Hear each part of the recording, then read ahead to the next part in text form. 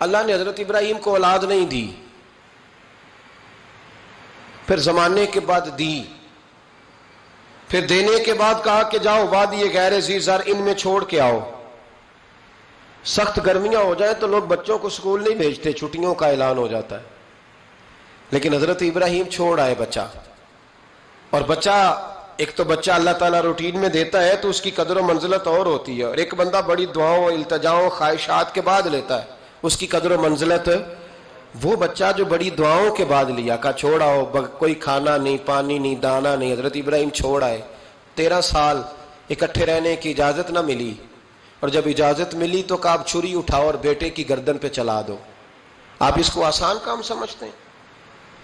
اتنی تسلیم و رضا، ہر فیصلے پہ راضی ہونا، ہر فیصلے پہ۔ یہاں ہمارا حال یہ ہے کہ 2 منٹ کے لیے تکلیف آتی ہے تو لوگ واہ ویلا کرتے، شور بچاتے، کفر بولتے۔ ہر آدمی آپ اس کو ٹٹول کے دیکھیں تو کہتا ہے سب سے تکلیف میں ہی ہوں۔ کس سولی پہ لٹکے ہوئے ہم؟ آخر کون سا معاشرے کا ایسا دکھ ہے جو صرف ہمارے پاس ہی آ گیا؟ ہر آدمی کہتا ہے مجھے نہ چھیڑنا، سب سے زیادہ غمگین میں ہی ہوں۔ بھائی بتا تو صحیح نا کہ آخر کون سی ایسی چیز ہے جو مالک نے تجھے عطا نہیں فرمائی؟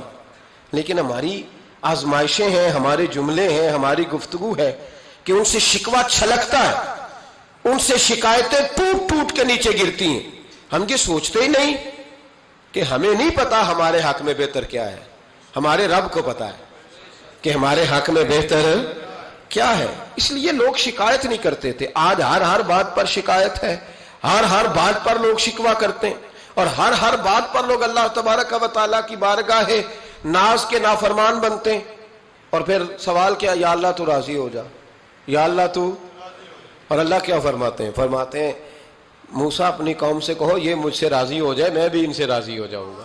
حضرت رابعہ بصری رحمت اللہ تعالی علیہ نا طبقہ صوفیاء میں ایک بڑی منفرد حیثیت رکھتی ہیں، علیحدہ ایک مقام ہے، اور ان کی زندگی بتاتی ہے کہ اللہ کی معرفت اور رب تبارک و تعالیٰ کا قرب صرف مرد کے لیے خاص نہیں، اگر عورت بھی توجہ کرے تو اللہ اسے بھی خزانے کھول کے عطا فرماتا ہے، اسے بھی اللہ خزانے کھول۔ حضرت رابعہ بصری اکثر نہ اولیاء اللہ کی مجالس میں جا کے بیٹھتی تھیں، بیٹھتی پردے کے اندر تھیں لیکن بیٹھا کرتی تھیں۔ جو لوگ اس رستے کے مسافر ہوتے ہیں وہ بات کو سمجھتے ہیں کہ یہ گہرا معاملہ ہوتا ہے، کسی جگہ سے کوئی ایسی چیز ملتی ہے جس کو فوری طور پر طبیعت اور نفس قبول نہیں کرتا، لیکن جو صوفیاء ہوتے ہیں نا، سالکین طریقت، معرفت کے رستے کے مسافر، وہ چونکہ مسافر ہوتے ہیں تو انہیں جو بندہ بھی منزل کا رستہ بتاتا ہے وہ اس کی بات غور سے سنتے ہیں، اعتراضات نہیں کرتے، شکوے نہیں کرتے، بن کے نہیں بیٹھ جاتے۔ ہمارے زمانے میں مسافر نہیں ہیں طریقت کے، ہمارے زمانے میں یہاں مرید کامل ہیں، یا پھر پیر ہیں جو مطلق العنان ہے، جن کے سامنے جو سوال ہی نہیں پیدا ہوتا کسی اور کی بھی سنے، ممکن نہیں۔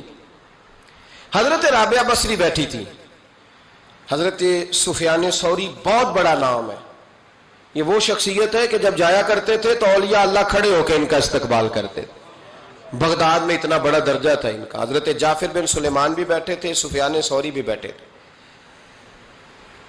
تو حضرت سفیان ثوری دعا مانگنے لگے، جناب رابعہ بصری پردے کے اندر بیٹھی ہوئی تھی، دعا مانگنے لگے، اے اللہ مجھ سے راضی ہو جا، اے اللہ مجھ سے راضی ہو جا، اے اللہ مجھ سے۔ دیر تک دعا مانگتے رہے تو بی بی صاحبہ، مائی صاحبہ اندر سے بول پڑی ناراض ہو کے، کہنے لگی بس کر سفیان، کیا دعا مانگ رہا ہے تو، کب سے میں سن رہی ہوں، بس کر۔ کیا ہوا، تو کیوں ناراض ہوتی ہے؟ فرمانے لگی سفیان تو نے ایک بار بھی کہا میں نے برداشت کیا، دوسری بار بھی کہا، بتائیے دعا ٹھیک ہے کہ نہیں ان کی؟ اے اللہ تو مجھ سے راضی ہو جا، اس دعا پہ ناراض ہوگی مائی صاحبہ۔ کہنے لگی تو نے ایک بار بھی مانگی تو میں چپ رہی، دوسری بار بھی مانگی تو اب تو چپ ہی نہیں کر رہا، بس کر۔ تو حضرت سفیان کہنے لگے چل میری اصلاح کر دے۔ تو مائی صاحبہ کہنے لگی تو یہ تو کہہ رہا ہے یا اللہ راضی ہو جا، یا اللہ راضی ہو جا، پہلے تو بتا تو اللہ سے راضی ہے؟ پہلے اپنے نفس پر نظر ڈالنا، تو راضی ہے؟ روز نہیں مانگتا کہ 2 کروڑ چاہیے، 6 کروڑ چاہیے، انسان کا نفس روز نہیں کہتا بڑی گاڑی چاہیے، روز نہیں کہتا میرے بھی ٹھاٹ باٹ ہو، میں بھی بڑی گاڑی میں کھڑے ہو کے لوگوں کو ہاتھ لہرا کے لیڈر بنوں، روز نہیں کہتا میرا بھی بڑا نام ہو، پہلے بتا نا تو راضی ہے؟